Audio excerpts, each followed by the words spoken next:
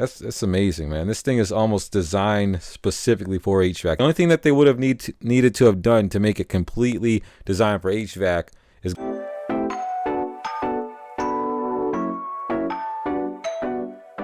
Alright, welcome back. So today I'm going to be doing a quick review on the KAIWEETS KC602 smart meter. So far I'm loving this meter, man. I've been using this thing in the field for the last 2 or 3 weeks, and I gotta say, man, I got really no complaints about it. Essentially just been pretty much using it as my EDC type meter, just carrying it in my pocket, and you know, pretty much just using it for everyday quick troubleshooting and diagnostic. So I'm going to quickly go over all the pros and cons. Not many cons, to be honest with you, so far. So yeah, basically we're going to start off by turning this thing on. Okay, so we got a pre-calibration. Takes about 5 seconds to calibrate. You want to make sure you're not opening the clamp jaws or anything like that when it's calibrating. So that's pretty much it. It's set calibrated. As you can see right off the bat, this is one of the reasons why I love it so much, man. It pretty much thought everything through, mostly everything for us HVAC guys. You see 64.5. That's going to be our ambient temperature. And don't get me wrong, it takes a little bit for the internal thermocouple to acclimate to the ambient temperature. But when it acclimates, it's pretty accurate. As you can see, I've got my field piece thermometer here reading 63.1. So we're within 1.5 degrees of that. I mean, no telling at that point which one is right or wrong. I mean, I pretty much trust that they're both pretty precise at that point. Okay, so I'm going to go ahead and jump right into it. I'm going to start with what I love about this meter first and foremost. And that's going to be the efficiency of the smart function. I don't know if you can see there, but you can see that little line that's moving. You can see it scrolling from amps, AC, DC, volts, AC and DC, resistance and continuity. Okay, so that's that auto scroll feature right there. Okay, so what that means is I just turn this thing on and I'm ready to go. I've got the kilowatts meter hooked up here, and I've got that hooked up to a small heater. I'm gonna go ahead and turn that on, and the first setting draws about 4 amps. Okay, amps AC 4.09. See how quickly that snapped into its auto? Now it snaps back into auto. Let's test that against our kilowatts, because I've done, you know, a lot of testing and experimenting. I've used this here Fluke inline amp reading. So you basically would push one probe here, one probe in the common, and then basically splice it into the circuit in series. That's supposed to be the most accurate way to read current, and more than likely it is, because it would read the same exact as what my kilowatt is reading here. So I put that in amps, 3.97. Okay, so 3.97 on the kilowatts. Once again, 4 amps on the KAIWEETS. So I mean, that's accurate. Now let's check our volts. Neutral goes black, I guess. Yeah, that'll work. Doesn't matter really, but it does. 119.9, 119.8. 119 flat. So that's accurate. That's those features. Then we've got, obviously, you want to do our continuity test. And you can see there's a slight delay there whenever you're in auto mode for continuity, right? Obviously, but watch this. When I go into select continuity mode, check out that.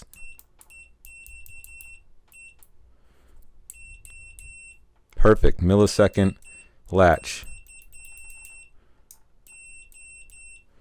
So then we just let's do auto again.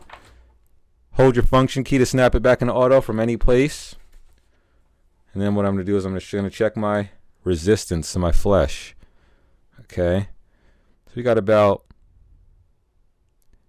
8 mega ohms there of resistance. So like I said, that's one of the main reasons why I love it so much, man. Like, literally, it's a time saver at the end of the day. I mean, I think just the auto feature alone, and like how convenient it is to use in the field, that to me is I mean, I don't want to say one of the major, but it's what to me separates it from all my other, you know, I've got the field piece 680 there. You know, I've got a Redfish, the 550 here. And like I said, those are great meters. I mean, don't get me wrong. They've got their strengths, but I just think this one for quick, get in there diagnostic, just doing rough diagnostic, and even for precision work, as you can see, it's pretty accurate. But I like to try to, as you can see, if you can tell my videos, I like to, when I'm just starting and getting into my diagnostic, I'm all about streamlining the process and just trying to come up with quick ways to troubleshoot and get to the pretty much the meat of where the issue is quickly. And that's what the strength of this meter is. You hit the power, wait 5 seconds. You know, I hit the power as I'm walking up to the unit, and that way by the time I get to it, it's already ready to rock. Thing is an auto. Main things we as HVAC techs use, that's what KAIWEETS essentially, you could tell it was engineered very well and well thought out, because these are the main features, probably the main features any real technician is going to really use. Amps AC and DC, volts AC and DC, ohms, and continuity. Those are going to be the main things you're going to use in the field. Don't get me wrong, capacitance is going to be pretty prominent as well for us in the temperature sensor. So it would have been nice maybe if they would have had a ability to do like a, you know, kind of like a hold key or a 2-button press to get capacitance up there, something like that. But I mean, it is what it is. That's kind of neither here nor there, because you can get to it quick enough. I'll show you here in a second how we do that. Yeah, I'm kind of rambling just on the usability of it. And like I said, I've been using this a lot to check capacitors in the load, capacitors under load while the system's running. And I'll show you here in a clip here shortly how precise it's been with that. Okay, so now to test the 5 microfarad. So we're just going to go ahead and grab the brown wire, get our amp, automatically registers our amps. 0.62. I'm going to hold that. So we're going to type in 0.62 times 2652. And we're going to divide that by the voltage. So unhold. Once again, I like to utilize my hands free. There. There. We hold there 300 volts, so we're going to divide that by 300. Okay, 5.4. So that's in spec, and that's pretty much a good testament of how accurate this clamp actually is. Okay, let's show volts DC.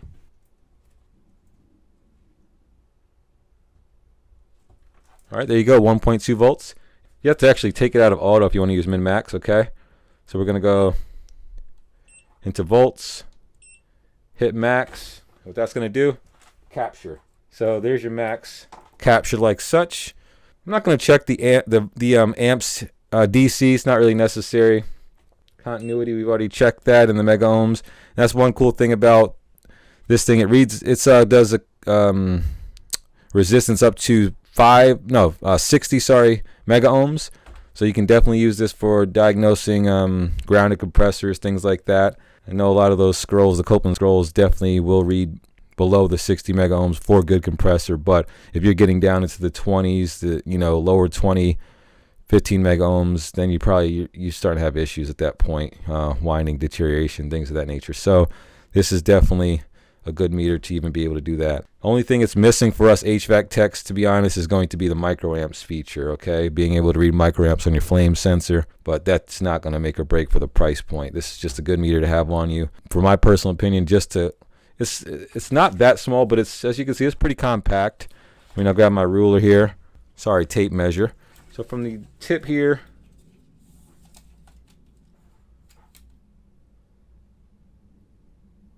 yeah, we got just over 7.5 inches length, width, about 2 inches wide, and then the depth is literally about an inch and a 1/16, something like that. It's definitely small enough to fit in your pocket. Maybe not with the case, but if you just have the meter by itself, you can keep that on your person. Another thing as well, we've got the non-contact voltage mode. In order for the non-contact voltage mode to work well. Apparently, it needs to, your meter probes have to be out. As you see, I took those out. And there we go. We're non-contact there. See, green is for low, and then high. Green is going to be reading your low field. And then when it gets to the stronger field, it's red. So that's going to represent, like, you can read a 24 volts down to 24 volts with this, and it'll show green. And then our red is going to be line voltage for 120 and up. So that's pretty powerful. Another feature as well that I'm not really sure the benefit for it, but I'll find a use for it in the field. It's live, what they call basically live mode, essentially live voltage mode. So what you're going to do is hit select when you're in non-contact, and then it will display live. See how crisp that display is, though? That's one reason why, I mean, you can't complain about this meter, man. It's just sometimes the small things, just little small things that just make you a little happy while using these things, that give you a little bit of joy in the field. But essentially the live mode, you just kind of have your red probe hooked up, and then you're just gonna probe a live circuit, and it'll give you a readout showing that you got a load there. Okay, so that's your line voltage there. So yeah, I mean, at that point, I mean, I'd probably just go ahead and, if I'm doing that much, I'm just going to check proper voltage. Just put the, I would just put the common to the other side of the circuit and get a proper live voltage read if I'm going to go that far. But it's there if you are inclined to use that type of feature. So as you can see here, I've got we're reading hertz and duty cycle. Okay, so that's just going to give us our 60 hertz. Here in the Americas, right? We're going to get 60 hertz approximately.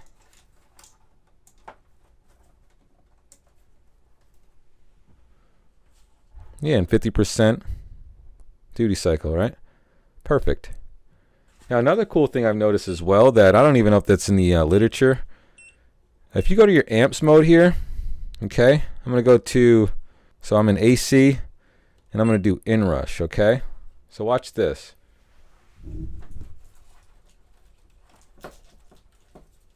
Go ahead and clamp. So we got 3 amps, right? We got nothing reading on our hertz here, but watch what happens when I turn it up. Turning up the temp. Boom. Take a look there. So at 8 amps, probably around 7 amps is what I'm guessing. And I would imagine with 240, it's going to probably be half of that, because I know that's how it is with the field piece meter. I can read hertz through the clamp on my field piece meter here at about 3.5 amps at 240 volts.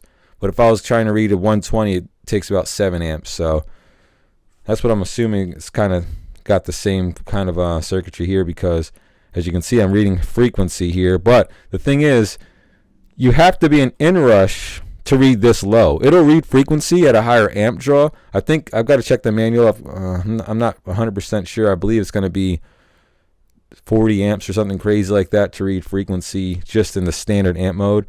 But to circumvent that, if you want to read it at a lower amp, you just put that thing in Inrush, and that's essentially giving you your frequency. I guess that's a little bit of a hack that I come across there messing around with this thing. I'm not sure if that's I don't see it anywhere in the literature. So another thing with Inrush, it's not going to work with this heater. I need to hook up a motor, but you can check like compressor, the health of your compressor and how it's starting up. Blower motors, you want to use your Inrush, this Inrush feature here.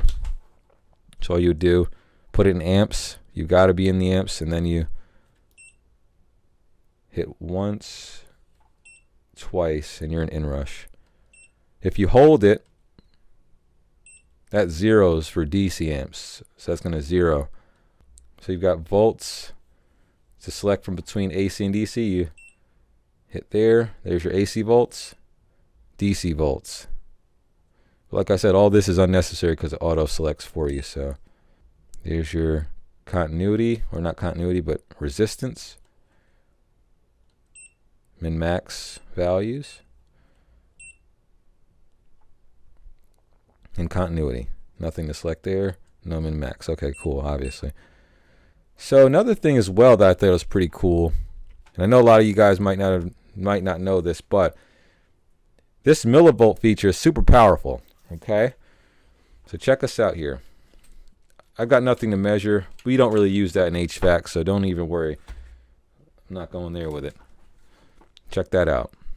Now, I know a lot of you guys might not be familiar with this, but this is going to be your field piece accessory heads. I've got a CO detector here. I've got a large medium vane anemometer. And this is exactly what this is outputting is mini volts. So it's converting as you look here on the back. Oh yeah, if you look here on the front here, you see there, converts 1 part per million CO concentration to 1 millivolt DC. All right, same here. But this is just a little bit more sophisticated, so but it's still converting. So what I'm going to do, hook this up, red to red, black to black. So as you can see right now, I'm in temperature mode, and I'm in English. So that's going to be Fahrenheit. This isn't a review for this, but either way, it's showing our temperature 65. Like I said, I've been handling this meter a lot, so it's obviously, you know, I've got 63 here. I've been handling the meter, so it's a little warmer. Like I said, it's got to acclimate to the environment. It's not very rapid. So if I put this in foot per minute, meters per second. So English is going to be foot per minute. Meters per second would be metric. So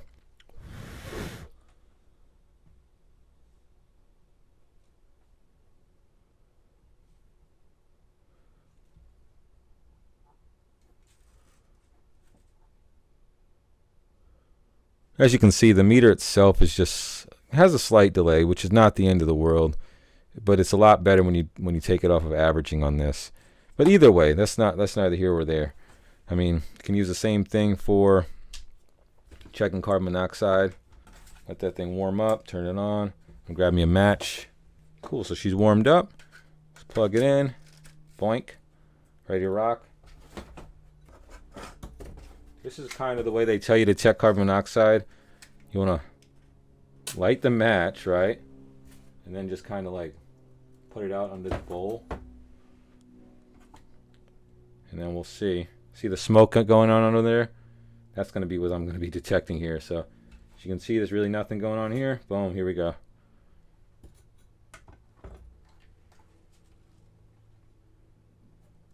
Here you go. Yeah, she's creeping up pretty rapidly. So that's just detecting our CO. So I'm just trying to demonstrate that this thing can be used for accessory heads in a pretty sweet way, to where, you know, you just get a little more versatility out of it. And like I said, that's kind of any meter that does millivolts will be able to do that. All right, so another thing I want to go ahead and do is test capacitance. So what we've got here is a little 40 by 5 microfarad dual capacitor. So let's just go ahead and take our probes, pop them back on there. So what I'm always checking is the speed in which it's displaying capacitance, and obviously accuracy. So boom, there we go. We're in capacitance. Let's just see here. I'm going to check my hermetic. 1, 2, 3. So about 6 seconds. Not great, but yeah, 41 microfarads. Let's hold that. Let's see what we get. Matter of fact, let's check that against our field piece just to see how accurate we are, huh? Because we all trust the field piece, right? It's a $400 meter, so let's see what we got here. Pop that into microfarads.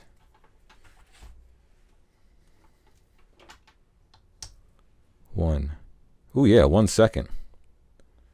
So we got 40.95, 41.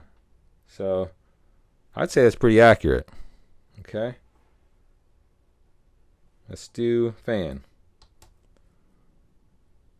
It took a little longer for the fan one for some reason. Guess I had to clear the cache. So 5.1. Hold that. And let's do fan on this one. Oh yeah, let's take it off a hold, sorry. Fan, let's do it. 1, 2, 3, 4, 5, 6, 7. 5.1, about 7 seconds.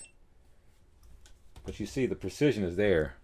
So if you're not all about time, then you can work with that, I'm sure. That's off by literally 1/1000th of a microfarad. Okay. I will say that's definitely not the fastest capacitance readout, but I mean that's kind of a very small. I wouldn't even say issue. Really, it's just something small to mention. Okay. I mean, last but not least, I'm probably gonna go ahead and demonstrate. And sorry, guys, once again, please forgive me. I misplaced. I might have left it in a unit or something, but if I find it somewhere, I'm gonna edit it into this video. Hopefully before I get it finished, but I misplaced the thermocouple, but this will be good to demonstrate anyway. You can use a lot of people have these universal K-type kind of adapters for your meter. They've got a proprietary, not proprietary, but it's just more like standard meter leads that fit in here, and they've got a nice little thermocouple that comes with it as well in the case. But once again, maybe an idiot, I lost it. So what we're gonna do is put that in temperature, plug that thing right up like such. Now check this out. We're reading Celsius and Fahrenheit at the same time. I don't think I've seen anyone do that yet. Not a big deal. No, it's not. But why no one else is doing it? So it must be. So as you see, I've got this thermocouple pinched in between my fingers. 93 degrees. That's about what the temperature I usually am. Okay, my blood. I'm pretty sure that's accurate. Let it cool down so you can see the response rate. A little cold beverage so you can see how quickly that thing wants to respond. Oh yeah, she's snapping.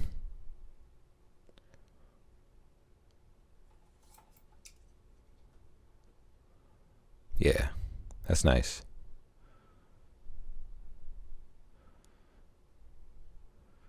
So it's pretty snappy. I'm not going to complain about it at all. It's a nice little feature having that thermometer plus the ambient temperature thermometer. That's amazing, man. This thing is almost designed specifically for HVAC. The only thing that they would have needed to have done to make it completely designed for HVAC is go ahead and put microamps in this thing, and maybe put capacitance as part of the auto select. But those are just kind of small, little suggestions. I don't think this even really boasts at being a exclusively HVAC meter. It's just, just so happens to be pretty good for what I do every day. So I just wanted to share this with you guys. Let me know, please, share in the feedback anything I might have missed about this meter if you've got it. Anything you suggest that might be cool to add as a feature, just to kind of share with KAIWEETS and the gang over there, or just, hey, anything you didn't like about the review or that you did like about the review. Feel free to share that in the comments. Let me know what you think. Like I said, shout out to KAIWEETS for sending this meter out to me. I definitely appreciate you guys looking out. So I definitely appreciate the support of the channel. Looking forward to doing more work with you. I see you guys had a thermal imager on the in your catalog. I definitely would be interested in taking a look at that, doing a review, because I'm always trying to incorporate different ways, more creative ways to diagnose and troubleshoot using thermography, if that's the right word for it. Thermography, yeah, whatever. So yeah, shout out to KAIWEETS for this sponsorship. Thanks again, and once again, we'll see you on the next one. Thanks for watching.